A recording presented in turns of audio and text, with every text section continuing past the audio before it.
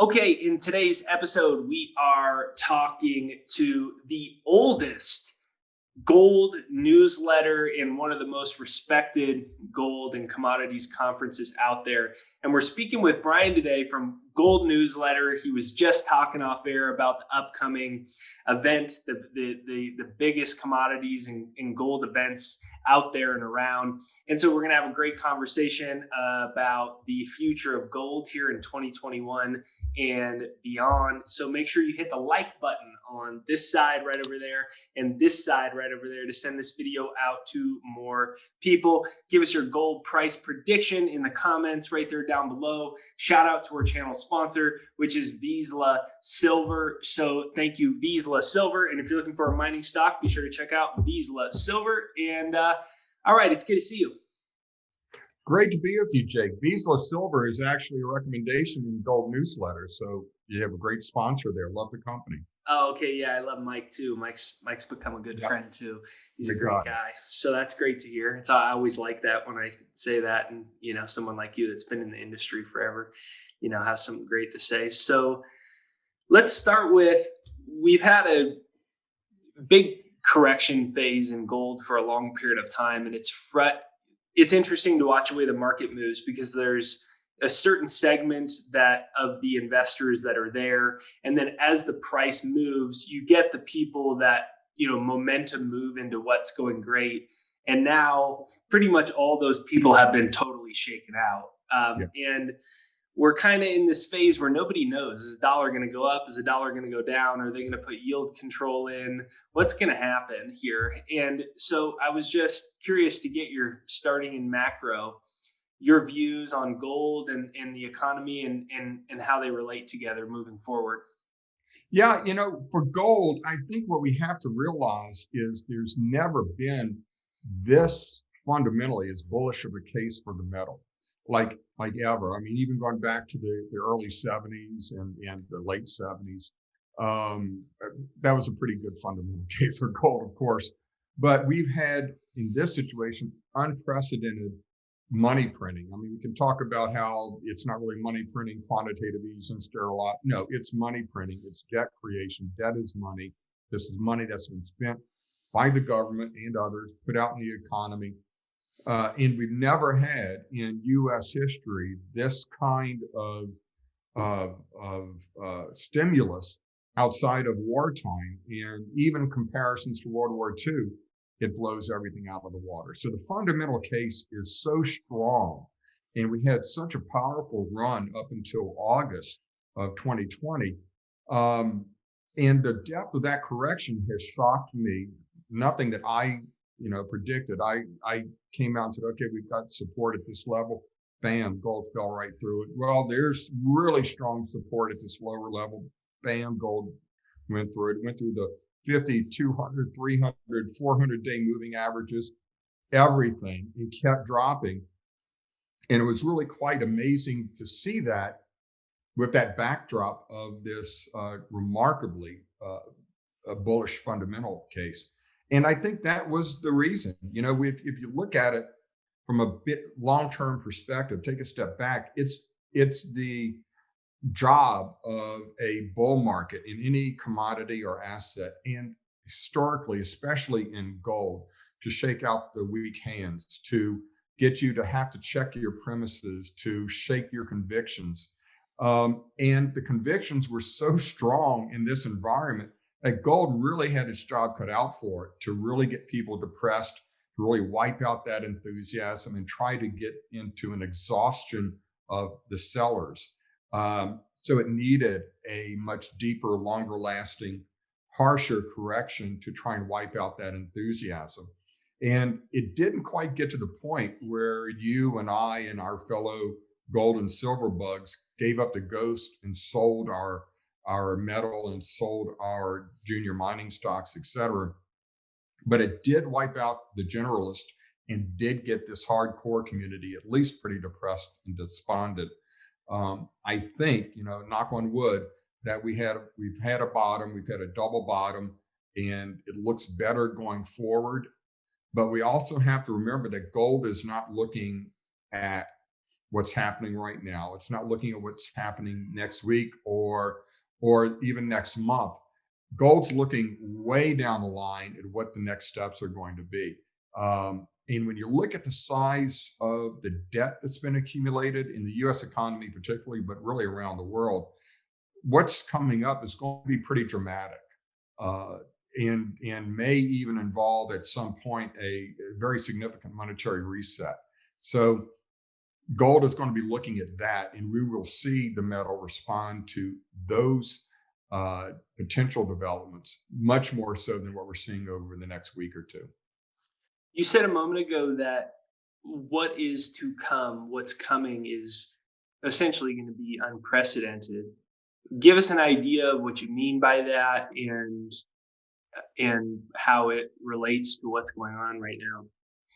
Yeah, we are in a situation where the Federal Reserve will make noise about when it will raise rates, but we have to recognize the fact that with debt levels this high, they can't raise rates to any great degree, much less normalize them. Historically, the natural level of interest rates is somewhere around 5 to 6% over the course of human history, many millennia. There ain't no way we're ever going to get anywhere near that. Can you explain why?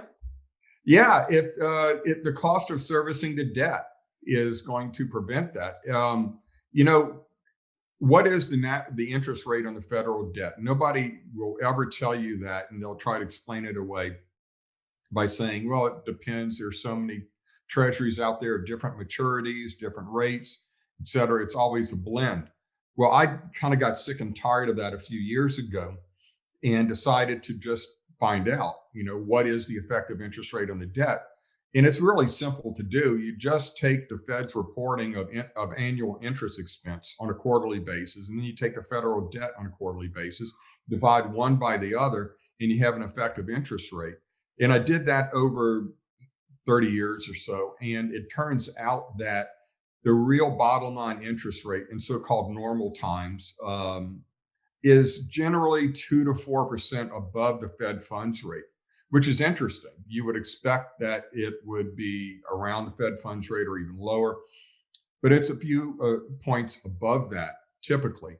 Now, if you're coming off of a period where interest rates have been, or the Fed funds rates has been zeroed, that's going to tend to bring down those rates, but it's still higher than people think. So if the Fed, for instance, was able a couple of years ago, or really about a year and a half ago now, to get the Fed funds rate to its target of 3%. Now, it wanted to get to 3% because that gave it some room to cut rates in the next economic stumble or hiccup or recession. So it wanted desperately to get to at least 3% on the Fed funds rate. Economists tell us that it takes at least a 3% drop in interest rates to have any effect on the economy. So they wanted to get that point. When I first did this calculation a little over 2 years ago, at a 3% Fed funds rate, that would imply a interest cost on the federal debt at those levels of federal debt of say 5%, which would then imply that the government would be paying $900 billion to $1 trillion every year, just in interest costs. Wow. Now, that's not politically palatable, in my view, and especially in this environment, political environment, where people are talking about forgiving student loans, universal basic income. It's only another trillion, that kind of a thing. The idea that people are going to sit still for the government paying $1 trillion a year to fat cat investors, Chinese government, et cetera, and not instead deploying that money locally for forgiving student loans, green energy, et cetera, whatever the political goals of the moment are, it would not happen. And people would start talking about, why are we paying this debt? Why are we saddling our kids and grandkids with this debt? Let's just not do it. And the minute that serious talk of defaulting on that debt enters the political discussion, you're going to see the dollar crash, you're going to see gold soar, et cetera. The bottom line is, it ain't going to happen. The Federal Reserve is restrained now. they cannot get rates. And remember, I did these calculations a couple of years ago. I haven't done them recently, but the federal debt is obviously grown considerably since then and is on an accelerating path higher. So the numbers are even worse right now. So I don't think Fed funds can really get over 2% for practical reasons. And any talk about normalization, it's just a bluff by the Federal Reserve. You said a moment ago, when the talk of default enters the public conversation, that's when the dollar will crash. And I wonder, will that ever occur, like in the public conversation? Because I look at, you think if you really put the whole thing together and you look at how much the social media and the algorithms have trained us to put our focus in very compartmentalized and often unimportant areas. And this is how, this is the modern day bread and circus. Instead of getting everyone drunk and bringing them into the thing and having everyone kill each other, now there's all types of, distractions. And so I wonder, can they just keep it going indefinitely and never even discuss that conversation? And then the next iteration of that is, or is that impossible? Because if they don't raise rates at some point, since Volcker, raising rates is, helped the situation a lot. Well, if they never raise them, then is there just a moment of awakening one day where they say, like, they're literally destroying the currency and it happens like that? Or how do you think it plays out? There are a lot of scenarios. I won't pretend to be smart enough to predict any sort of a precise path forward, because it'll just events will then just prove me stupid and wrong. All I know is you want to own gold and silver going into it, whatever lies ahead. But you've mentioned a lot of interesting points. Will anyone take talk of default on the federal debt seriously? Well, there's a lot of crazy ideas that are taken seriously by the mainstream media and are actually promoted by mainstream media on a daily basis. So yeah, I think that it will get out there. There's not a high bar to clear, to get some crazy idea out there and get it some currency in the public. So I think it will at some point. And the other point is, leading from what you said, is when does the dollar lose all credibility? Since the 1970s, since we divorced the dollar from gold, central bankers then had the ability to loosen the reins on monetary policy as much as they wanted without any kind of restraint. They did have repercussions. I like to refer to P.J. O'Rourke's great phrase that it's like giving a teenager a bottle of Jack Daniels and keys to the car.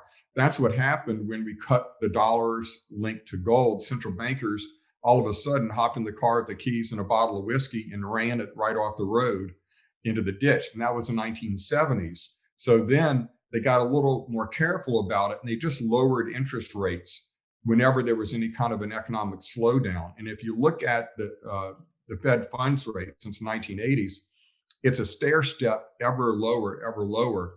The bottoms in an interest cutting cycle are ever lower downwards. And when they tried to normalize rates, they never got back up to even the midpoint of where it was before. Until 2008, they reached the foundation at zero rates. Now we're back to the foundation at zero rates. Question now is, are they going to open the door to the basement and go negative? That's one path forward. Yield curve control is another path forward.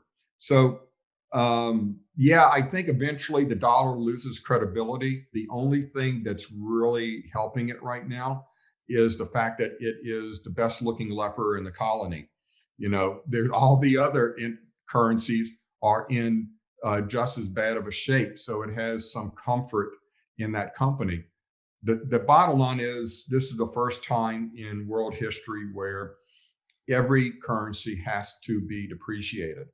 So in that case, neither one is going to gain any kind of longstanding advantage over the other. And what are they depreciating against? It has to be tangible assets, primarily the monetary metals, gold and silver, and other things of, actual physical things. It will depreciate against. They will all depreciate against. What I'm interested is the government response this year, right? They rolled out the 1.9 trillion, and then you've got the infrastructure talks. I think the Biden administration said they're considering another stimulus round, or what do they call it, relief round, Mm-hmm. coming up in April. What is your expectation from, we understand some of what the Fed will do, but what do you expect the US government to do in a situation like this where I'm sure they're aware that the debt is going to have to get a lot bigger, and I'm sure they're aware of the sheer number of people that are not paying their rent or mortgage, otherwise they wouldn't keep extending, these. So there's a lot of interesting things there. But what Mm-hmm. is your expectations on their playbook here? Because I really think they're going to have to go they're going to have to go huge, otherwise people are going to be very unhappy, right? Because they're going to have to do a bunch of infrastructure or a bunch of stimulus checks, because quite frankly, they're, you know the middle class and the working class have been destroyed. And Yeah. so I'm curious how you think they'll look at their playbook, or do you think they're going to try to be conservative given the fact that they're aware that the dollar is in jeopardy? How do you think it plays out? Yeah. Well, they're going to spend, spend, spend. The first trillion is the toughest, but after that, apparently it gets easier. And now, if you're do the first trillion, well, the second now we'll do 2 trillion, and so they have to keep impressing the markets and the economy and the electorate with bigger and bigger numbers. And at some point, it becomes easy to just ignore it all. Uh, the infrastructure bill is obviously a big red herring. The actual stimulative effects of that, I don't think are going to be very great at all. Oh. It takes years. What they want to spend on a bridge today won't get spent until 4 years from now, just because of all of the permitting, engineering, et cetera, et cetera. And most generously, only a quarter of that stimulus bill was actual stimulus. And some estimates have been less than 10% of that. So you have that effect. A lot of it's just totally wasted. And the remaining part of it is going to be spread out over 10 years. So it's not going to be that much. The primary effect on that is just to add to the situation we talked about before with the federal debt. It just increases the debt, which then puts, in line all those other constraints. The other thing about the debt that I didn't mention is, to handle debt like that, the Fed has to, or the central bankers, all of the monetary authorities have to do the same thing that humans have done throughout human history. Every other civilization, from Rome to Greece and everything in between, they have to depreciate the currency. The rate of depreciation of the currency is, for lack of a better proxy, inflation, price inflation. So the Federal Reserve has to keep their interest costs lower than the rate that the dollar is depreciating. Otherwise, you get everything kind of accelerating. So interest costs on the federal debt have to be lower than in percentage basis, lower than the inflation rate. In other words, we have to have negative real rates going forward, and negative real rates going forward forever while this monetary regime is in force. That's an incredibly bullish environment or backdrop for precious metals. And that's why, although we will have these fluctuations, these rallies, and nerve-wracking corrections along the way, all the wiggles along the line going up, we will have generally a very bullish environment for precious metals. Again, as long as we have this situation in effect, which means as long as this monetary regime is in effect. So then, at what How essential is central bank digital currencies in the implementation of negative rates and this infinite money? Well, it's going to be important and an important tool because it makes everything much more efficient. But digital currencies, as fostered by a central bank, are really a power move, and nothing more than that. And once the government is has a well, it's the first step toward a cashless society, which means that your taxes will be automatically deducted from your earnings. And you can let the government have it. You don't really have to file a tax return because they're just going to take the maximum possible amount out to begin with. And you have to argue every year to get some of that back. So it is a control mechanism. So yeah, they're going to try and do it. Now the Fed is going to be very careful, they say, in implementing that and study it from every possible angle going forward. But all of that is just to make sure that they do it in the most effective way to seize as much of your money and control as much of your economic interactions as possible. Yeah, I would argue it's a clear move towards a it presents the opportunity for a totalitarian system Right. when something like that occurs. And I think very few people grasp that. Jerome Powell, I believe it was yesterday, said that they're looking very strongly at it, which to me, I feel like they probably already have it and they're trying to figure out how they at least they have a pretty good prototype and they're trying to figure out how you implement it or seed it in. Yeah. But in an environment like that,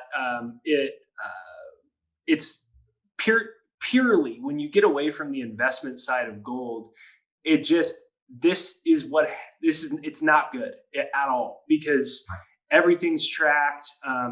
Then you move towards a Chinese type of system where in a matter of what is it like in a couple minutes they can find anyone in the country through their surveillance systems and their AI and their facial recognition And social credits. and And social credits. And so you leave the door open for all of these things. And so,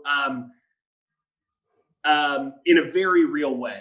So, this is what ties into my personal philosophy on bullion, specifically on physical gold or physical silver.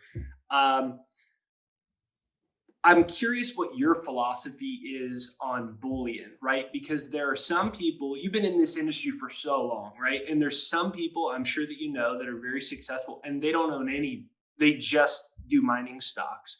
Then you'll Mhm. probably find other people that only do bullion.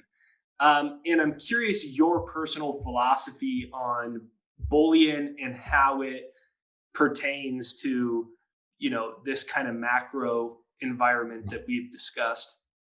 Yeah, my mentor in the industry was a gentleman named Jim Blanchard, who was actually instrumental in getting gold legalized in the United States in the early 70s. He actually started Gold Newsletter, which I publish now, as a lobbying tool in 1971. The minute that Nixon closed the gold window and came up that announcement, he knew that he was going to advocate to get gold legalized and started Gold Newsletter at that very moment. So I kind of learned at his knee as a junior copywriter in the mid 1980s. And he had the most fundamental understanding of gold's role because obviously, known as the original gold bug, he had studied it and really just kind of inherently absorbed it into the very fiber of his being, the real role of gold. And he regarded it as just physical freedom. Gold throughout human history has meant freedom for whoever held it, and it insulates you from government actions in so many ways. Um, and I have, as you can imagine, a lot of people new to the sector coming to me and asking me those real questions. How do I get involved in gold? What should I do? And I tell them always that they need to start with physical bullion, gold and silver, some mix thereof, because it acts as insurance for your wealth or whatever level of wealth you have. You're insuring that by owning physical metals and in your possession or ready access. However you choose to do that, you need to have it readily accessible. And it's insurance not against a possibility, not like your home insurance where maybe your house might catch on fire. You're insuring against an inevitability. You're insuring against something that you know is going to happen, is happening, and that's the destruction of the purchasing power of the dollar. So you need to own gold and silver to insure against that. Now, once you have that foundation set, you can build on top of it. You can find paper representations of gold and silver.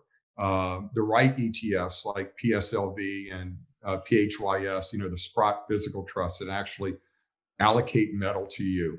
You can get more metal and store it in some storage programs.